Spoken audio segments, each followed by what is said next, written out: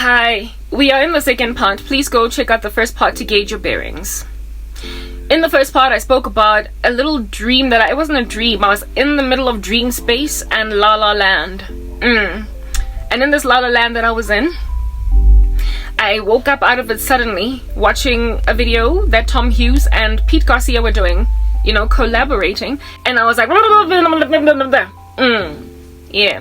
I then went on right ahead to explain to you guys a generational curse in my family, where the females therein, they always marry these pipsqueaks. I then went on right ahead to explain an entity, basically whatever might be the generational demon, like fallen one, whatever might be the level. It's likely a spiritual wickedness in high places. These ones that roam around just kind of spreading themselves in families are lower order demons. But just so you can understand how potent even a lower order demon is, only just look at the chaos, the cataclysmic circus that has been created out of your families just merely using spiritual wickedness in high places. Like your whole entire family lines have been laid waste by lower order demons. What then are you going to do with a principality over your countries? South Africa, the church system herein is like a kiddies game. If you were prayerful, your families would break such curses from your grandfathers and your grandmothers and your great grandmothers, etc.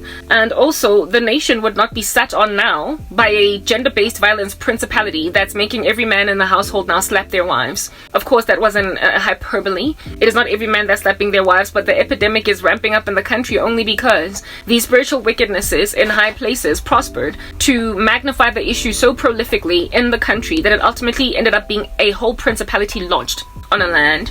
So these issues that I'm speaking about are South African, and it doesn't really matter that I have as many naysayers as I do. Bottom line is it's a tribulation now, and I'm trying to help you understand now that you're sitting in this uncomfortable squeezy joint why you got here, so that you're not going to have too much beef, a whole bunch of qualms with being left behind, groveling and stuff. After Jesus Christ takes the body of Christ, you're going to have to basically see yourselves in the mirror. I'm looking for the man in the mirror. You're gonna have to see the man in the mirror. You're gonna have to see the woman in the mirror. You're gonna have to understand that all of this destruction of the planet, you had it coming. God is not just this trigger happy rando sitting in the sky on some I'm really not happy with you, so boom, bang bang, he shoots you down, bang bang, you hit the ground, bang bang, that awful sound, bang bang, oh how God shot you down. No, he wasn't trigger happy. If anything, he was slow to anger and abounding in steadfast love, and not willing that you should perish, but that you should come to a knowledge of him. He was so slow to anger that one day was like 1,000 years, and 1,000 years as 1 year. Yeah, wanted to say year then. That's how slow he was. But things got so rotten that he had to take us home. And the culmination of rottenness can be represented by all of your activity on the ground. You have to see yourself in the four horsemen and the apocalypse. You have to see how it happened, so that you will be given a shot to be humble, given that you currently lack it. You're very prideful, and so because you're full of pride, you might very potentially take the mark of the beast because you're all mad and angry, fuming, rolling on the floor like a child suffering from the terrible twos at God, who is now lambasting you, having taken away all of your comforts, and now you're eating your bread with carefulness, and you're drinking your water with astonishment, before you get upset and bash your fists at God. And so therefore fulfill Bible prophecy where it is written that even though the Lord is plaguing the living daylights out of them, they neither repented of their sorceries, their idolatries, their sexual immoralities, and etc. Yeah, so that you don't join that band of miscreants, but rather be among those with the mark of God, the seal of God on their foreheads. You have to understand how it is that you're absolutely, utterly, and comprehensively responsible for why the planet is going through all this. You did it, and only difference between you and those blasphemers that don't repent from their sorceries, etc. when God plagues them is the fact that you see why you have this coming, and so you've humbled yourself to the wrath of God and have taken in your stride whatever he will do to the planet, and all you can pray for now is grace that he might limit your suffering in comparison to everybody else. That's all you got. Okay, you have destroyed the earth. It is written in God's word in the book of Revelation that the Lord will destroy those who destroy the earth. I'm out here describing to you how you destroyed this planet, okay? and why it is that you have to take in your stride all that thirst, all that hunger, all that lack of medication, all that lack of comfort in sleep, all that shriveling around in winter without a comfortable bed, all that, everything that's happening. I want you guys to understand why you must just take it with grace, why you must make like the underground church in China. And even though your country really hates God, you're nonetheless always crying as you're worshiping, because you just can't believe that he saved you. Even if your country doesn't treat you very well, you still can't help but worship him. I'm trying to get you to that point by making you see just how incredibly wicked you were, so that you can see that you deserve this. And when then you see that you deserve this, you will also realize that you don't deserve redemption. And so having been given it, you're better off. You're one up on everybody else that's going to be in all of their anger, happy to embrace a mere mortal as God, take his mark, gain a temporary comfort, only to later on be given loathsome sores and be scorched with great heat. Okay, great. Now that we've made that a clarity, let's also then speak about this entity, right, that is obviously hovering over South Africa, but it managed to succeed and do the prosperous thing that it did on the ground using lower order entities, using lower order demons, basically. These scrimmaging randos that appear to you guys as apparitions in the night, ghosts, poltergeist activity. Yeah, those are low order. Scary as they are, trust me, they're low order. Yeah, because principalities are the ones that control a national pandemic and a national epidemic like gender-based violence or unemployment or poverty. That's likely a ruler or an authority or a spiritual or or a principality. But the ones that make you make your families, your individual families, just walk in a grain, those are low order, because that's a small job. However, look at how, like I said, it's laying you waste, hasn't it? Yeah, so have respect for entities, because they can absolutely clap by you. The book of Jude makes this clear when he was speaking about false prophets out here mocking the living daylights out of entities they don't understand, and made himself an example by saying, look at what the archangel Michael did. Instead of giving the devil grief, he said, Satan, the Lord rebuke you, because these men speak of celestial beings like namby-pamby blapa, not knowing what under heaven it is that's the real deal about them. Yeah, when you disrespect entities, you end up with a generational curse clappering you like no man's business, and there's nothing you can do about it. Yeah, you better have mad respect and understand that unless you cast out that entity in the name of the Lord, you ain't gonna get nowhere. So you gotta say, demon, the Lord rebuke you. Fallen spirit, ruler, the Lord rebuke you, instead of, I come here in the name of my power. And next thing you're married to a guy you can't stand. Look at how it handled you. You become like the 7 sons of Sceva on that day.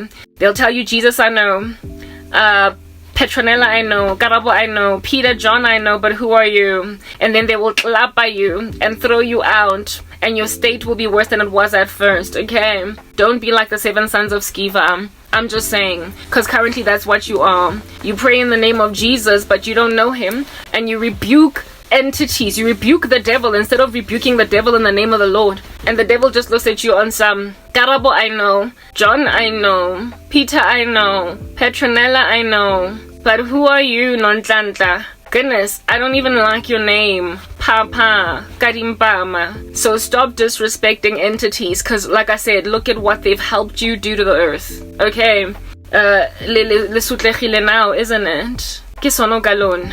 Ke sono. Le tlapuilwe. Ke satane. But anyway, let's move past that sono. The entity that is in my particular family, I told you guys that it wears a dops. It dresses like a man in the 50s or the 60s, whatever might be that time, yeah, Sophia Town, etc. It looks like my grandfather, basically. But the power behind it is always this skinny man wearing a suit with a top hat, a magician's top hat. And these figures in my dream are always very exorbitantly sexually perverse, coercive. However, they always come in the name of family. They always come in the name of provider, protector. They always come in the name of that which I am in dire need of. And my first experience with this entity in a dream was one where I personally, as Karabo, was a teenager in what looked like some lowly woman's house that I could not even recognize. Okay, I couldn't recognize it, so perhaps I was being shown something from long ago. It was a teenage version of me, and my grandmother was in that dream, and a man that was exorbitantly drunk, wearing this outfit, top hat, brown suit, etc., came in. Like I said, he was very drunk, and as soon as he walked in the room, I clutched my grandmother. Because I felt as if though he was going to rape me. And my grandmother acted very blasé, aloof, nonchalant, like she was not aware that I was being sexually accosted by this man.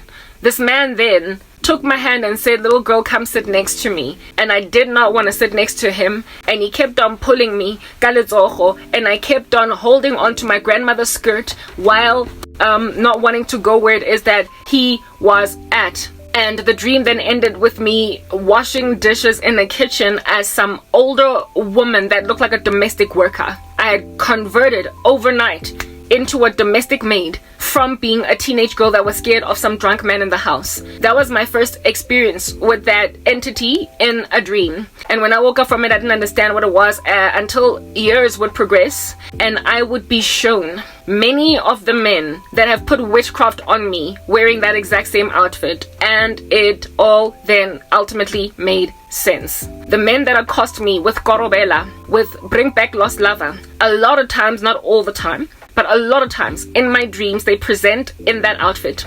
And so the Lord is helping me figure out what that entity is. It is a person that rocks up filled with the spirit, and he is lowly in comparison to you, and yet he's out here marrying a woman or someone twaneling. In my dream, that man was a drunk. Do you understand what I'm saying? And I don't know if it was my grandmother's husband, but my grandmother appeared to be ignoring his abuse of me. My dad was a drunk, okay, even though he wasn't sexually abusive, but he was a drunk, and he was lowlier than my mom. He didn't make, not materially, not financially, not initially anyway, because she ultimately became stronger than him financially. Like I said, the men always come into the lives of these women slightly better off financially, but then the women always just skyrocket past them. They always just skyrocket past them. So my dad was a drunk. That man likely represented just the myriads of kinds of men. But like I said, there was this guy from MTN that I used to have a massive crush on, and that guy physically was taller than me. He looked like everything I wanted in a man. He had the right sort of kind of body build that I wanted in a man. Plus I was attracted to him physically. I thought he was cute facially. I thought he was basically right for me career wise, everything. And I had a massive crush on him, and God kept on showing me this guy in dreams, and in many of my dreams he was wearing that 60s outfit, that 50s outfit with the top hat. What's with the top hat? The Lord is showing me a man involved in the occult, severely involved in dark arts, and yet he is presenting in society as a regular guy. So perhaps the guy in my dream, the reason why he was drunk was because he indeed is inebriated with demonic magic. He is not sober at all. The scriptures speak of sobriety as something that we ought walk on in, because our adversary the devil prances around us seeking whomever he might devour, and the best people to pounce on are those who are not sober. And we all know that sobriety in waking space and in the party scene speaks of a person that has not drunk a single ounce of alcohol. So I often see lots of drunkardness in my dreams on the part of these kinds of men. And that is the Lord showing me they are not sober, they are not vigilant, and so of course the devil has devoured them. And what is the thing that is making them not sober? The thing that's making them drunk is witchcraft. They're involved in a lot of black magic, and they use it for everything. They are also sexually abusive because they lure women into their lives by manipulation spiritually in a way that women would not have chosen, if at all. They were sober, they were not manipulated spiritually. So if a woman would not have chosen you on that day, you are a rapist, aren't you, when you succeed to finally have sex with her, because she did not consent. She wouldn't have consented if at all she was not spiritually manipulated. So I keep on saying that these men are sexual abusers, they are molesters, they are rapists, whether or not they want to believe it. And if they don't have conviction that they're rapists, then I guess that's why you're not in the sky and you're chilling out here in the tribulation. I'm trying to help you understand that given that you were running rampant up and down these streets raping women in a way that was unseeable as rape, the world came to an end. Literally, God raptured the saints and just plagued everybody. The Antichrist forced everybody else that did not allege to God to take the mark of the beast, and now they're busy chopping off all your heads because you wouldn't stop raping women. Yeah, okay. These men are often very what is this, in my dreams, they're often very sexually charged too. And the one dream, I was scared to be in the presence of this man. I did not want him touching me, evidencing that there was a history of being physically touched by this guy, or raped, or treated in some funny kind of strange way. And if at all the guys that I saw in the future in my dreams wearing that outfit were in that state, it evidenced that I ought have been, fast to run from them. But because they did not wear the same disposition as the man in my dream that I was scared of as a teenage girl, I was sort of kind of trustworthy. Not trustworthy, sorry. I was sort of kind of trusting of them. This guy from MTN that I had a big fat chunky crush on, I saw him so very many times in that outfit, in that state. Yet, because I had such big feelings for him, I brushed it off. I did not rightly interpret the dream as I ought, and so I continued to heavy crush on him. God had mercy on me. He was gracious, making sure that that does not end up working out, because I would later discover that this guy's extremely rotten. Like, he's extremely rotten. But if at all I had not had if at all the Lord did not personally protect me from that man, and we had ended up together, I was gonna ultimately learn what a big fat chunky mistake it was. So while that guy was physically bigger than me, while his build was physically larger than me, in all other regards he was small. In all other regards he was small. He was going to be the kind of guy that I was going to date. Do you understand what I'm saying? Marry, whatever. And initially we would have been okay, but over time I would have been frustrated by bostaraja bajaje. Why would that have happened inevitably? Because he was showing me as a man that is walking with that entity, and that entity is deliberately trying to marry women in my family. But because I got born again, the Lord has been preventing such men from coming into my space. Why? Due to, yes, my born again stage, but also the fact that I intentionally went out of my way when I was newly saved to ask the Lord to cure me from what I had made an observation was an obvious generational curse. I had seen this trend all throughout my life. As a kid, I saw it in my elders, my parents, and as I was, by the time I got saved, I was like 26. Going on 27. So I had already made the observation, and even my cousins, my peers, who were not yet married, but we all just had this tendency towards dating pipsqueaks, like all of us. It was just a trend. And having made the observation, I took it to God in prayer. And it's written in God's word, ask anything in my name and it will be given you. So I asked the Lord to basically protect me from that curse. I saw it for what it was. I prayed over it. I fasted over it. I've done quite the most concerning overcoming that hurdle. And a good decade later, wow, look at me. Over a decade later, since getting born again, I was born again in 2011. I'm still fighting it. I'm still fighting it. So if y'all think spiritual wickedness in high places ain't jack, you're really quite mistaken. Why am I still fighting it 10 years later? I would not need to be fighting this entity 10 years later if it had not yet graduated to a principality over the country, if it had not spread so wildly like a fire through the nation that it then was awarded hierarchical standing, in the sense that now it prospered to lodge a whole ruler or a principality over South Africa that is trying to proliferate this agenda. When then it is just being taken in everybody's stride in the country, that's when anybody at all that tries to conquer that entity just can't come up for air. But daughter, they struggle to come up for air, and that's what happened with me. So many South African women, so many South African families were capitulating to this, that anybody at all that was trying to stand against this particular grain did not stand a chance. Now, if you think about what happened sometime just after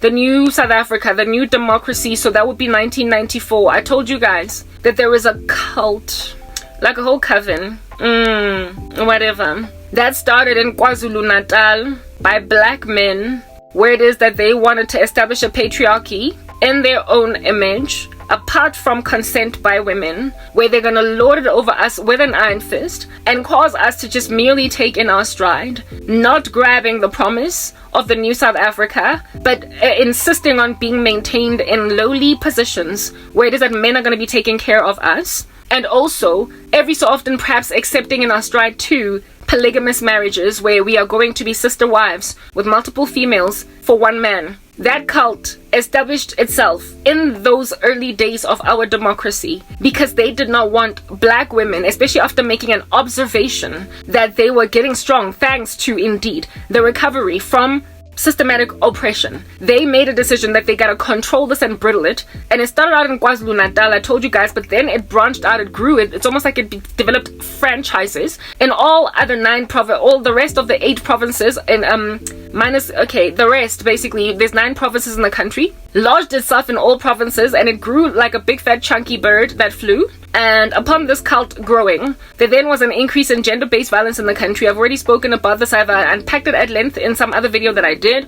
And the reason why gender-based violence increased was because women were trying to resist being lorded over by this entity, this spirit, this cult, spiritually. And upon resisting, the men then just started killing them. So this murder of women was a byproduct of this cult, although not an initially expected end, or not end, sorry, but side effect. So it is essentially collateral damage for women to die. Their little mission, they did not intend it to butcher women, but just by mere virtue of women resisting the cult, the men then became violent. And so now, because of all of this violence, there then is now also a whole bunch of bitterness in women in the country, the bitterness of which is causing women to sin grievously against God. And so there is now just a push by entities in the country to proliferate this new thing that started as a result of this cult. And so what's going on is that women,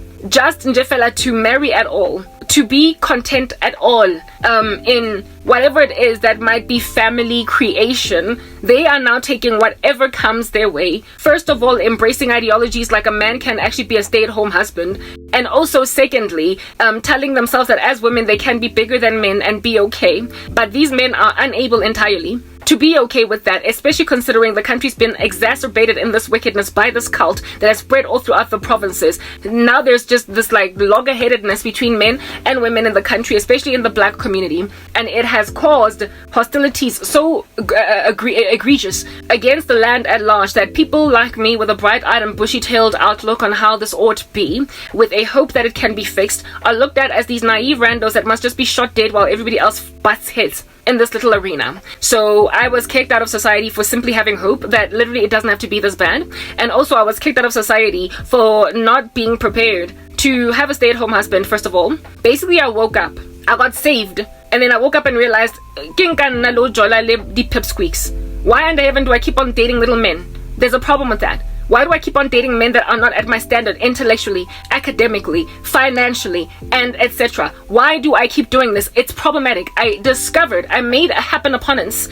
I told you guys I created a word the other day. It's made up of happenstance and happen upon, and I call it happenabundance. I made a happenabundance to discover that that was a problem. I self-diagnosed that I was suffering from a generational curse. There's something wrong. But South Africa was already in this like battle zone, whatever you want to call it, this Oedipal complex battle zone. And with it being in this Oedipal complex battle zone that I was then living amidst, I was considered very exceptionally naive and much like a civilian, while all these other soldiers fighting for all the wrong causes were at war. And so my constitution was civilian-y. They looked at me like a naive little civilian in the midst of a war. What am I doing in the battlefield? I should just get out. And that's what they did. They kicked me out. They poison darted me out the way. Nobody likes a happy-go-lucky, nobody likes a bright-eyed and bushy-tailed, like futuristic, bouncing baby in the middle of a Great Depression. And I was a bouncing baby in the midst of a Great Depression. So I was in no position to have any such high hopes. Except that's just the thing about a country who has given itself to the devil with all of its mbepo and uktwala and uktwasa and stuff. Yeah. They're gonna think that Jesus ain't Jack. Anyway, the day's gonna come when every knee's gonna bow, every tongue confess that Christ is Lord. And before that day, y'all gonna give God a lot of attitude. However, you are exactly in this position now because you gave God some attitude, but at least now you're listening, aren't you? Because it's the tribulation. Yeah. Anywho, my hope in Christ was undermined, as will the hope in Christ of anybody living in a country that is severely compromised against God. Anybody living in an idolatry country, an idolater country, will be persecuted as a Christian. So South Africa, thanks to all of that sorcery, all of that darkness, all of that compromise, all of that settling, I told you guys you're destroying the earth, so God is going to destroy you. It became like Iran underhandedly. It became like the Middle East. It became like China. It became like India, like countries that basically just have no regard for people who honor Christ. And when the majority of a country does not honor Christ, while a small conglomerate do, there's going to be exorbitant persecution of those people. So Iranian Christians, Chinese Christians, basically Christians living in such harsh territories can dream on about big, fat, chunky Greek weddings, if you know what I mean. They can dream on about being regarded by society, about everybody celebrating your big day. They can dream on about, yeah, there is no living at peace in a country that hates God. So the best thing to happen for people who love God in a country that hates God is to move to a country that can live at peace with God's children. And I keep saying that the world is increasingly being unable to do that. South Africa, having historically been a Christian country, now it's, I don't know why, Kisangoma, just walking around. Yeah, Christians can't really live, they can't breathe. And given that South Africa is a democratic country with a democratically elected president with a whole Bill of Rights covering citizens' liberties, doing this to Christians, it evidences just the depth of rot in such countries as South Africa. South Africa, America, many countries in Europe, Canada, Australia, etc. Nations like these, Botswana, yeah, where it is that Christians can freely live, are becoming increasingly draconian against believers in a way that is unseen and unfelt. And that is the great apostasy, because if at all those countries call themselves Christian, and yet there's so much Christian persecution on the ground, it evidences that we're at the very end of the end. And it is very difficult to rescue Christians from a country that is Christian, because you are not going to be believed when you say that I am being persecuted as a Christian. And the Lord saw that that would be a thing. The great apostasy is the thing that makes the earth like Mesopotamia. That's what it is that makes the whole planet look like the Middle East. Do you understand what I'm saying? Yeah, but in a way that is unseen. And when Christian persecution is unseen, it's undocumented. And when it's undocumented, nobody's going to come and rescue the day. When no one comes and rescues the day, Christians are therefore trapped in countries that claim to love God when they don't. And the Christian population in that country is essentially a handful. Nobody really knows that that's a thing, because the majority of people are professing Christ in that country. And so they are kicking out God's true servants out of the synagogues. For the day is coming when those who persecute the body of Christ will do so thinking they're doing a service to God. And so true believers are going to get squeezed out of actual churches. They're going to get squeezed out of Bible study, home cell Bible study groups. They're going to get kicked out of corporates where they work. They're going to get persecuted severely. It's going to be like a doubling down. It's going to be like we're dealing with Antiochus Epiphanes or whatever. It's going to be like we're dealing with Herod, except without Herod making it clear that this is a war against Christians. It's just going to look like a war against those who are intolerant. And Christians are going to be like, yeah, no, we agree with you, except they're not Christian, they're lukewarm, they're fallen, they're flaccid, they're super Sardian, having a reputation for being alive even though they're dead. And when then your country is doing that, the Lord is going to just merely take his Christians, because you are all apostate, and then do this to it. It's called the tribulation. I'm trying to help you understand why you got here, guys, why you're busy out here sitting outside of me, looking like a prison blanket. Yeah, because and you're listening to me on some, like, I don't know, solar charged laptop in the bush or whatever, because of the fact that you could not leisurely with a great deal of luxury just sit opposite your laptop in your cushy apartment and listen to me, given that everybody is out here weeding you out. Do you understand? Weeding you out. Like your rodents in a tunnel.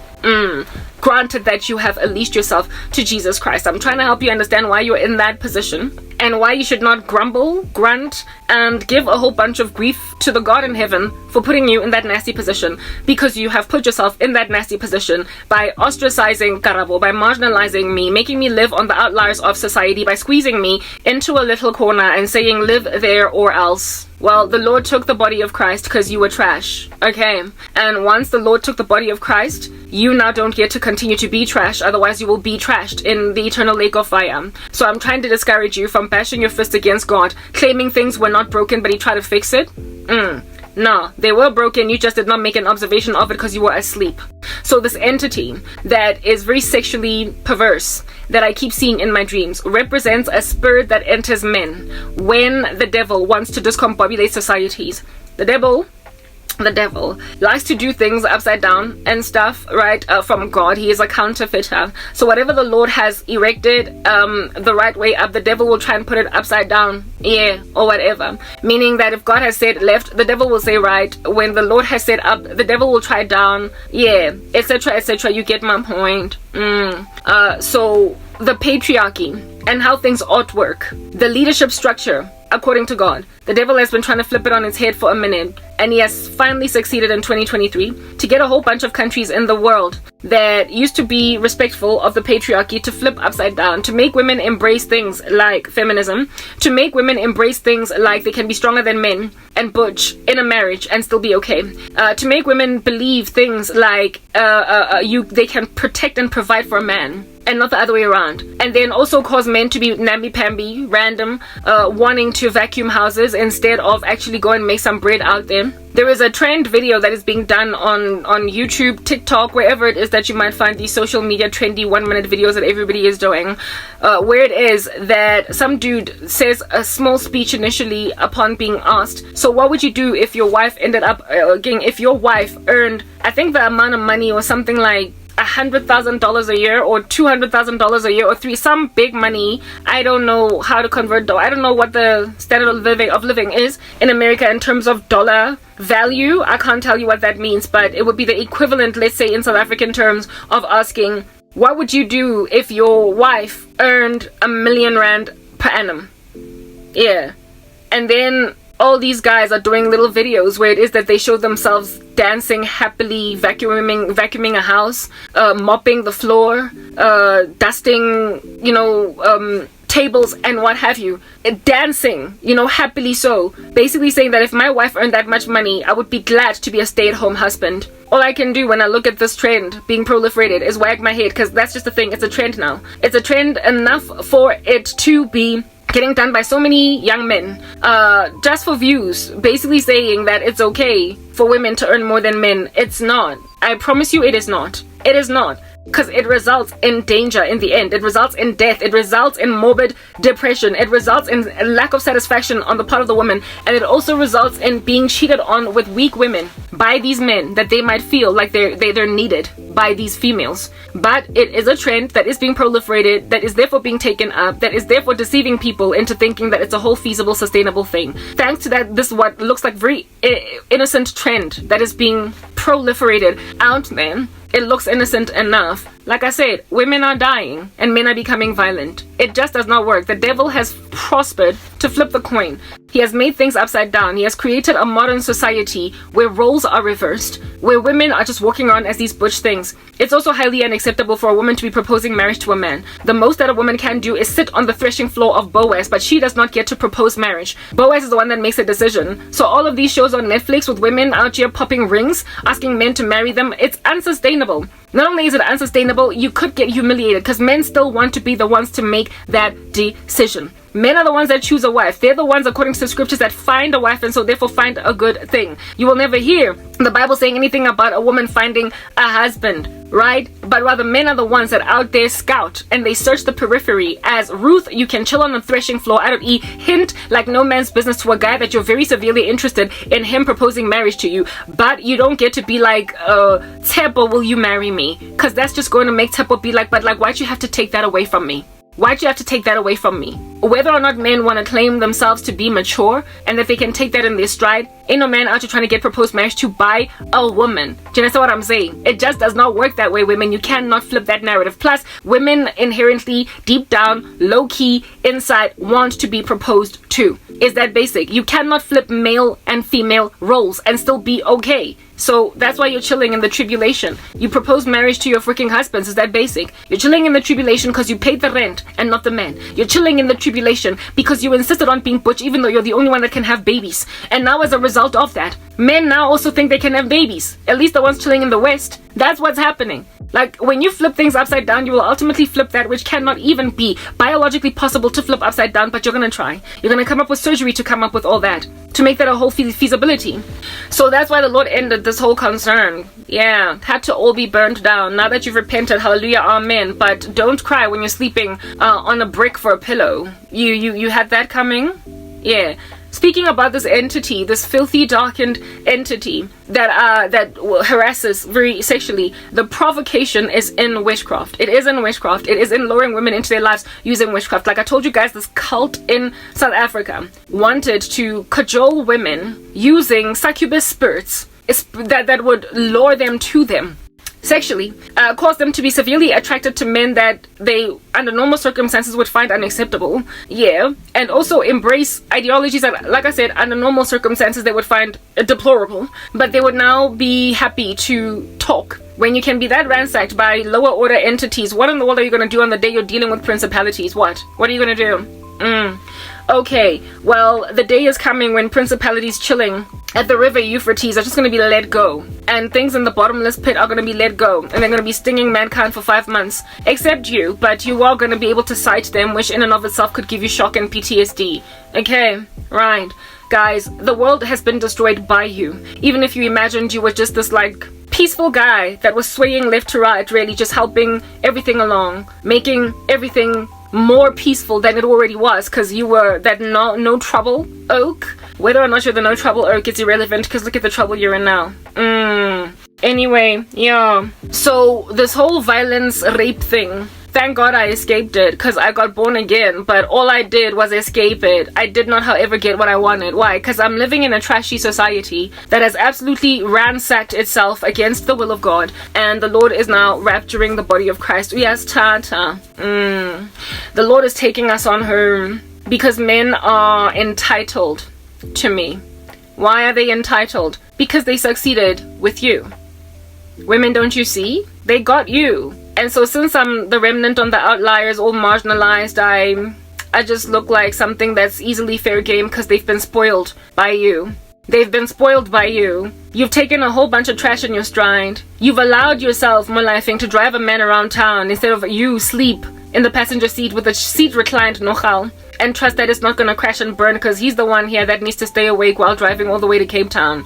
Yeah. Look, I'm not saying don't help your men along in driving, but I'm trying to help you understand, Hore, there are just some rules that are fit for men that are not fit for women. And when you try to flip them around, there's just little joy.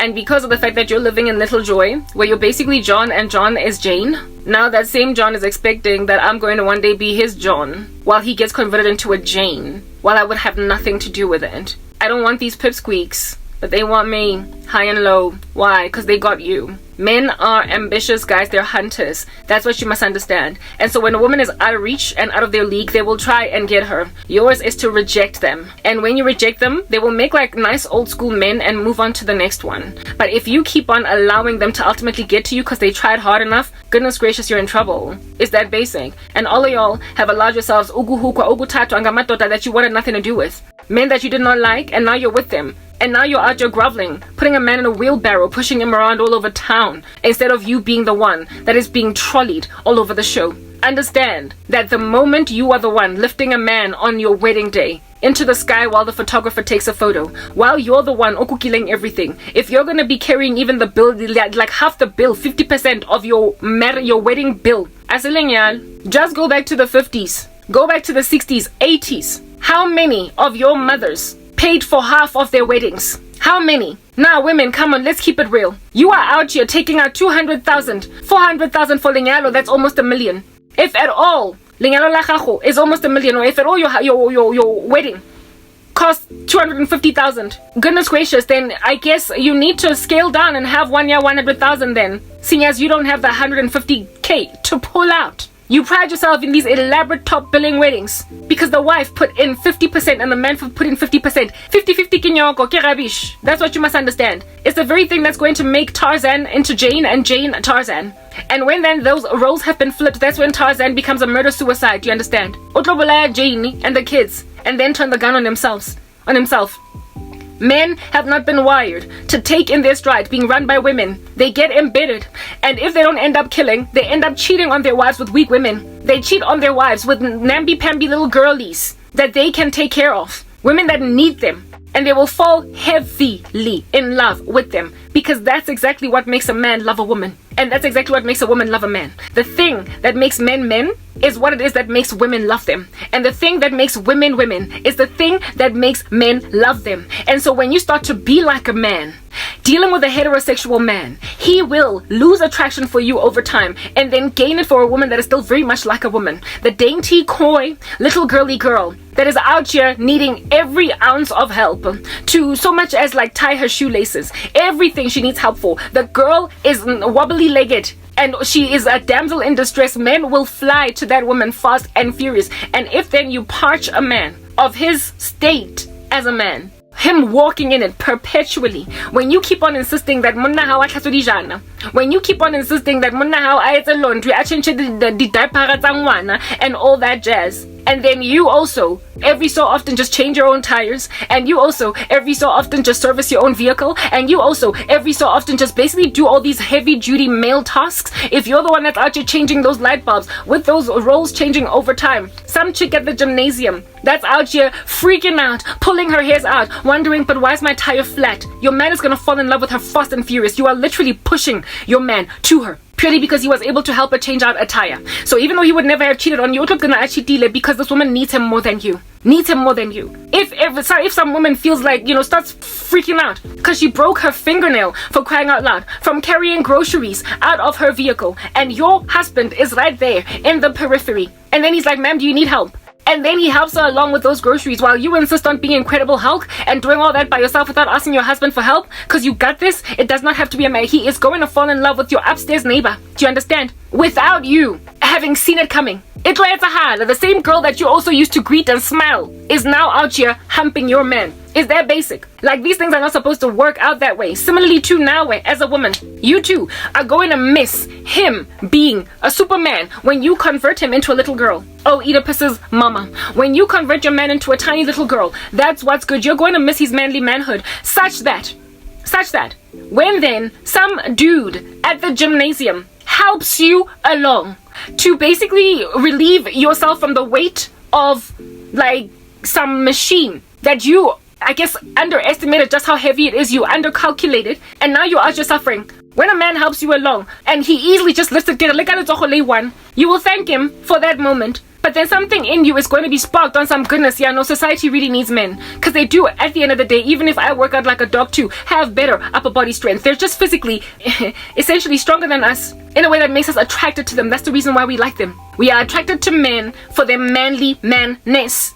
And men are attracted to women for their girly girlness or their womanliness. And when you think that you can just flip that, when that's the roles, that's the order that the Lord set apart for us to basically walk in, you are naive. You're going to find a man attractive that runs to basically shield you with an umbrella when you're in the rain. Or some would say, you're going to find it attractive. You are going to find yourself falling in love with a man that gets it. If your husband, and it's raining, it's pouring cats and dogs, do you understand? And he just lets you come into the house dripping while some next door neighbor makes a decision to basically cover you umbrella high and walks with you to the beginning of your house and says, okay, are you going to be fine from here? If anything, you can take my umbrella, you'll give it back to me when I see you next time in the complex. You are going to walk into the house having used that man's umbrella and look at your husband who heard your car coming in, sitting, scrolling through television, and be like, what in the world is going on? Chivalry is really dead. So you're putting in yourselves in a position to basically end up having affairs against your husbands, the ones that you are paying the way off, the ones that you are basically being men to while they're women to you. You're flipping roles and now you've destroyed the earth. Look at that.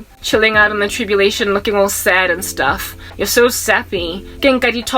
Yeah, you will know what it's like to have Nsinsi just hang out over there without you feeling it. Like, those very hungry, impoverished children in the Horn of Africa who are always having flies walking around them, and you're like, but goodness, why don't you just like move that thing off? Right now, all of your sensory receptors are able to feel everything because you're healthy. You've got all of your nutrients in your body, so much so that you have them in excess to a point of gaining 25 kilograms during COVID-19. That's what's good. That's you. So you're like, hi, but there are people who are so hungry that their sensory receptors are eroded away at their felt down because the body is giving nutrients to everything else other except that. So they can have flies crawling on them and not feel them. And sometimes they even lay eggs in their eyes. Basafili. You can't even fathom how in the world under heaven how somebody does not feel that. Some of y'all are so sensitive that you can feel a mosquito landing on you and like before it starts to gnaw away at you. So we do see it because you felt it landing the way you're so nourished. Now you're going to have a fly walking on you and a person will be like, there's something on you, move it. because you are that malnourished. As spoiled as you are currently, you can afford to flip roles. But in the tribulation, you are going to need the upper body strength of men to do what it is that it does. You are going to struggle to do things that women generally struggle to do. You cannot be a woman as a man and vice versa. It's that basic. It is literally that basic. And such things as these will all of a sudden be clear to you. They will all of a sudden be overt to you. But you will have deliberately tried to smother them, stymie them, suppress them for what? They're the reality. They're the reality. You have called good evil and evil good. You have flipped bitter for sweet. You've made the world upside down. Some funny little cantankerous chaos. It's weird. It's the underworld. I can say but it's not the earth that I grew up on. I'm sorry, I don't recognize it. It was already on decline when I got born. And then by the time I got born again, it declined even faster.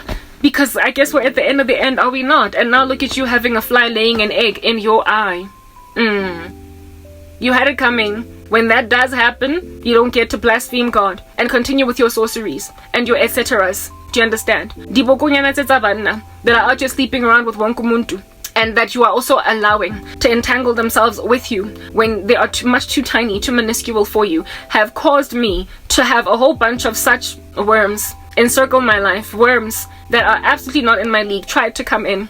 Back in the day, the kind of man from the US, the kind of man that he is, he would never have dared even try and pursue me, because men were achievers. Do you understand? They knew that if they could not take care of a woman, they tended to stay within their leagues. They tended to not want to be like a man literally going out of his way to make sure that he doesn't get emasculated by pursuing a woman that is way too heavy for him. Way too heavy for him. Now men are the ones that are gold diggers. Yeah.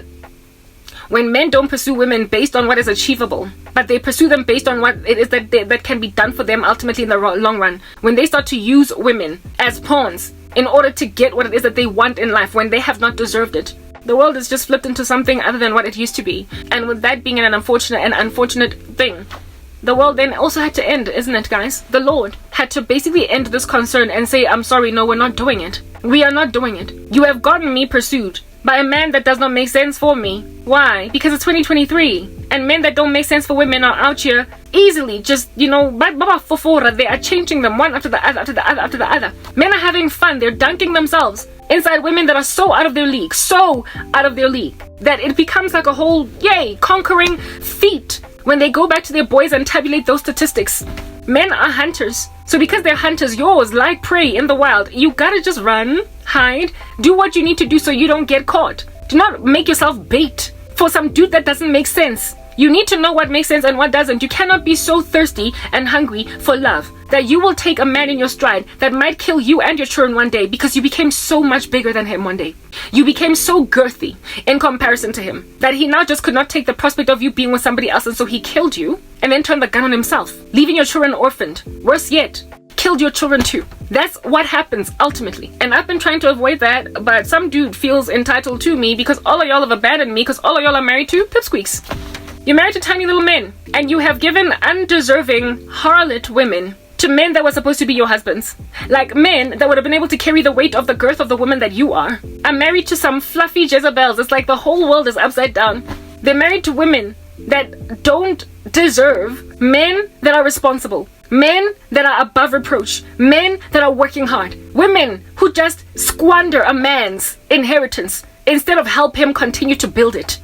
The world is just upside down. The right men are married to the wrong women, and the right women are married to the wrong men. And so they're not with each other. What then eventually happens, exactly what happened with my family members, isn't it? My female family members. They get divorced from these pipsqueaks, and then voila. Bum, ba, bum, ba, bum, bum, bum, bum, bum, bum, bum. She's a mistress to a man that is far better to her than her husband ever was. And so she just goes on being a lifetime mistress. The man of which is married to a woman that he imagines is not enough for him, hence why he's got like a mistress that's lingering for like 5 years, 7 years, 10 years, like a mistress that goes and creates a whole family, double life with a man. Because from the very get-go, you are just throwing yourselves into these random relationships, and then you just settle for a proposal, lucky packet, a man also deserving, and now you're all mad at Karabo for real. Well, look at me now, be in heaven and you chilling out. In the tribulation, you had it coming. You had it coming. You had it coming. Don't get upset at God when he's like lambasting you with plagues because you destroyed the earth. You disregarded his order. If you had just listened to the fundamental rules of what God would have you be, you wouldn't be in this mess. But you're in it now, aren't you? So mice and the mites lice. That's gnawing away at your body, but it's the only one we could make kayona. Carry on with that little ugly blanket because you deserve to have lost minky. Yeah, 2023. Because no tell like a 2023 again. Eh. That's what's good. You had it coming, right? Litikense Cruella Deville, and so now deal got Deville walona. Satan walo no likisa morajo like you are Tom and Jerry. Yeah. Trying to force you to take the mark of the beast. You had that coming, guys. You have to understand what you did to the planet. This whole thing of me being pursued by Dweba Ena. This boy, Enyana. This tiny little whatever. And heaven it is that we're looking at over there in America. Omunyane, that guy, he is minuscule in the worst way. He does not suit me in the worst way. He is not on my league in the worst way. And yet he feels entitled to me because the world is upside down. Back in the day, he would have understood what is in his league, what makes sense for him. And that would have been what he pursued, and so he wouldn't have felt so emasculated by me. Yet, he is very ambitious to acquire me anyway. That's what's happening in 2023. Because all of y'all litipile bona batlwaetse ukora. Batlwaetse go popa kalona. They are used to upopa ngani. And so manje indoda mayipopile after gambling with witchcraft. Ipopa nge diamond. Well, of course he's going to feel entitled to another diamond, won't he? It's like inevitable. You've also put me in so much poverty that whoever it is that would have been a more responsible, sober man for me, because everybody has reviled my name so badly. So manja, when I can't live because apparently I've got a pie in the sky ideal of what a man ought be and a marriage ought look like, yeah, now you're throwing me out of society. You're kicking my buttock, meaning that you're making sure that I'm dying. You're leaving me to be basically murdered by a man that's like, you either are with me or you die. And so if at all you feel I should die, this is what God is going to do. He's just going to take the body of Christ before you kill them, and then let you experience the world you created, the world that was made in your image. Here it is, take it. Itateni, guys. You asked for it, Danish. Yeah.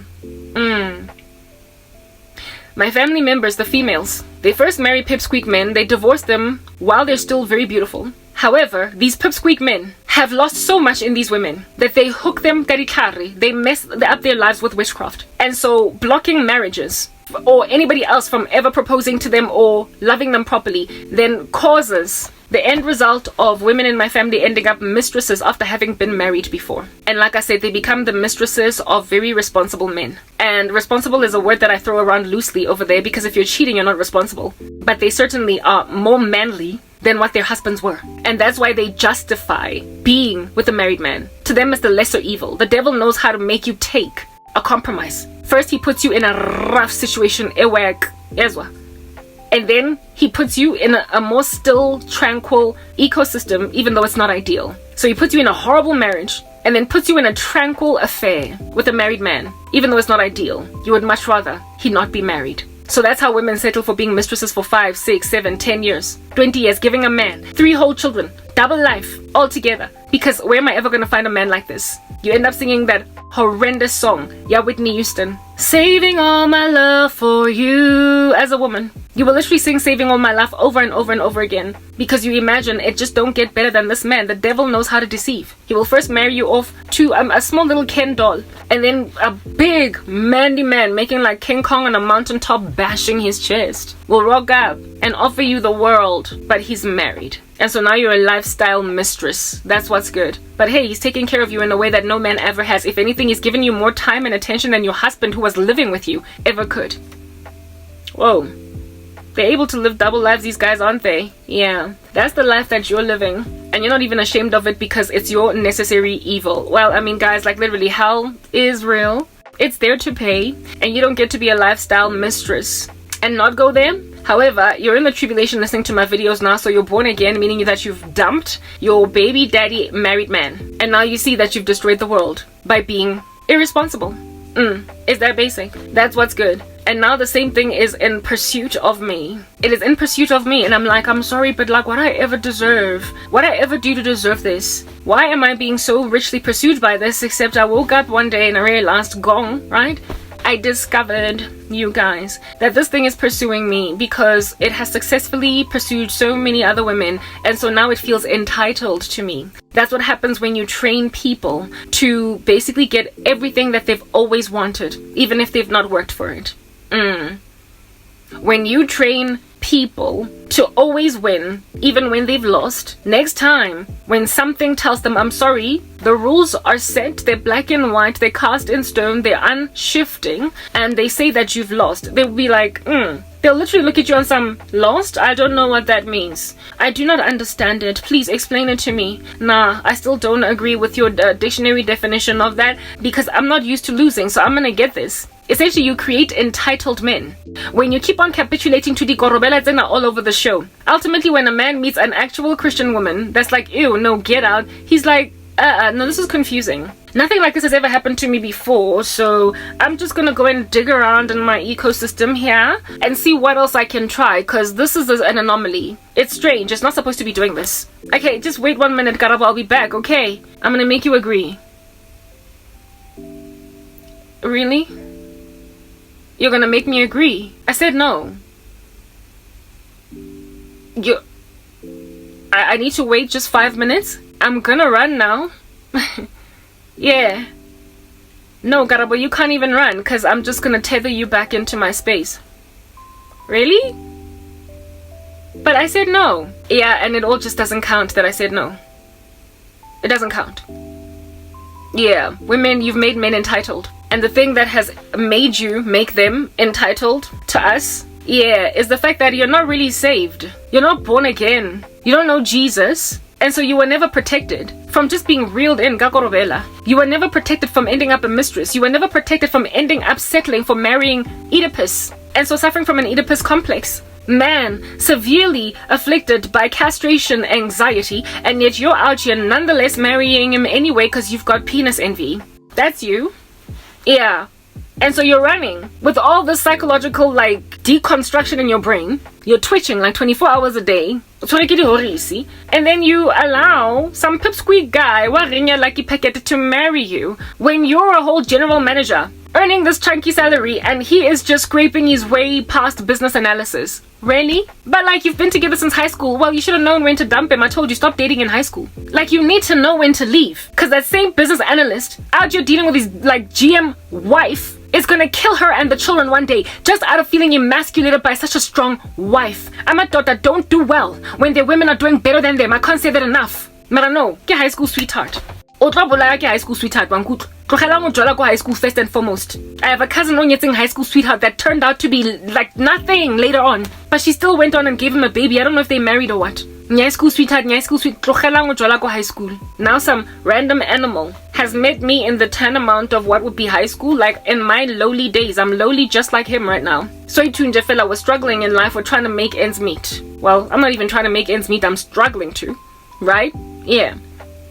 And he imagines that, we've been together since the dark days. He feels entitled to me, even though my earning potential far excels above his. Day's gonna arrive when I'm making a whole bunch. And I've got this little pipsqueak that was already displayed as very, very violent. And now there's a live round in my skull. Look at that. Now there's a live round in babies I desperately wanted. Look at that. I'm as good as a barren woman now because 3 of my babies are in the ground because my husband killed them. Why would I want to push myself to that? But you see, that monster feels entitled to me because he's been bewitching a whole bunch of women actually on the left and on the right of him, and they've all just landed on his lap. Wow, look at that. And all of these women call themselves Christians, so he just looks at another professing Christian woman and he's like, it's only a matter of time. I'm finally gonna get her. Really? Yeah, that's the thing. When you don't know the difference between a real Christian and one that's not, you will keep on trying with the real deal until, I don't know, the Lord raptures the church. You will keep on trying and trying and trying, afflicting one another to asahubatle. She finds you disgusting. She wants nothing to do with you. But you will keep trying. Why? Because every woman that you have ever reeled in with witchcraft has always been a little church girl. She's always been all up in the pews. She's always been attending Bible studies on Wednesdays. She's always been gadi tongues. She's always been that girl. And yet you were able to successfully korobela her. Yeah, so Karabo, it's just a matter of time before that little religious nut, finally caves in, because all the rest of them did. Yeah, no, it's called the Great Apostasy, okay? It's called the great falling away. Men will not endure sound doctrine. It's called they will exchange the truth of God for a lie, so the Lord sends them a strong delusion. They give heed to seducing spirits and doctrines of demons. It's called Laodicea, lukewarm, neither hot nor cold. And so, because of that, God is going to spit them out of his mouth. It's called you have a reputation for being alive even though you're dead. You live where Satan has his throne. You are Pergamum. You just take in your stride that woman Jezebel, your Thyatira. It's called you're lost even though you think you're found. It's called the 5 foolish virgins. And the Lord is about to set that record straight. Or the one that you kept on bewitching and she just could not come around. She was not quite shaking into shape. Yeah, that's the one that had oil in her lamp. And I took her so you could see. Uremaina, Lile Rato, Li Pinky, Lile Neilwe, Linewo. All of them that you managed to get with Corobella. Look around. Yeah, exactly. There they are. Where's Karabo? Gone. Where's Karabo? Raptured. But Maina, Pinky, Lerato, Newo, Reneilwe. All of them still hanging out in your camp, Cranshap. You're staring into each other's eyes, wondering, you are still shocked. Yeah, she was never saved, yo. That's why you were able to reel her in, Garitlari. She was never saved, yo. That's why you managed to sleep with her out of wedlock. That's why she was willing to put down her chastity belt, her promise to God, to not have sex before marriage. She was never saved. Demas left us because he was never of us, but you couldn't tell the difference between Mana, Lerato, Reneilwe, and Karabo. They all look like Pinky, so, I mean, really, you're just gonna keep on trying, and then you will afflict Karabo so much. You will afflict Karabo so much that God was like, if at all I don't cut the days of Karabo's sorrow short, she will not live. I told you before the Lord will let me finally get killed by persecution using witchcraft, by men, by Korobela, by death spells if you don't be with me, Karabo, before the Lord will let me dive into a casket. Because I am tired of fighting spiritual wars with these witches, with these vagrants, with these worms, these stealthy, pernicious, destructive men, with the women that help them along in this cause. He will rapture the body of Christ. This morning when I woke up, I was just so flattened and exasperated to have recalled yet more nightmares of this wickedness, because for me it's like, for how long? God, I mean, really, come on. Hope deferred makes the heart sick. My heart is sick now. Why do they keep thinking that there is a shot? And I guess the answer to that question, even though the Lord didn't really answer me, it's easy for me to reach a conclusion just using the word of God. They have exchanged the truth of God for a lie. And they've given heed to seducing spirits and doctrines of demons. They have been handed a strong delusion. And because of the great falling away, the great deception, the great apostasy, so many have fallen at the hands of this darkness that they think you're just a little bit of a rough case. And so they keep trying with you over and over and over again, only because they've made an observation of what they call Christian settling, Christian conquering. They have made an observation of what they call, ultimately, we get them. Except the scriptures make it clear that Demas leaves us because he was never of us. So you don't see that Lerato is not born again. All you see is Lerato and Karabo both speak the same Christianese. So I can knock them out. It's just that Karabo has got a stronger willpower. Now apparently I've got stronger willpower, so they just need to like hold faster and to the matter. They just need to like keep trying over and over again. Burn a sacrifice. They just keep freaking trying over and over and over again. And in their attempts, wear me out. I don't get a break. No respite, nothing, guys. I get tole pomolo from witchcraft, do you understand? And the reason I don't get rest is because these men have succeeded with so many other women. They have succeeded with so many other women that they think it's just a matter of time before I'm finally one of theirs. It doesn't matter that I find them disgusting, because all the women that they salivated after at some point found them disgusting too. Like, you know, when a man ahunyonta and then you end up sleeping with him anyway? Because yeah. They've prospered to bring women into their beds that used to look at them on some Jabu, ew, gross. And now Jabu's your boyfriend. The fact that I find them gross is of no consequence because they've converted even that before. Let's move to the next part.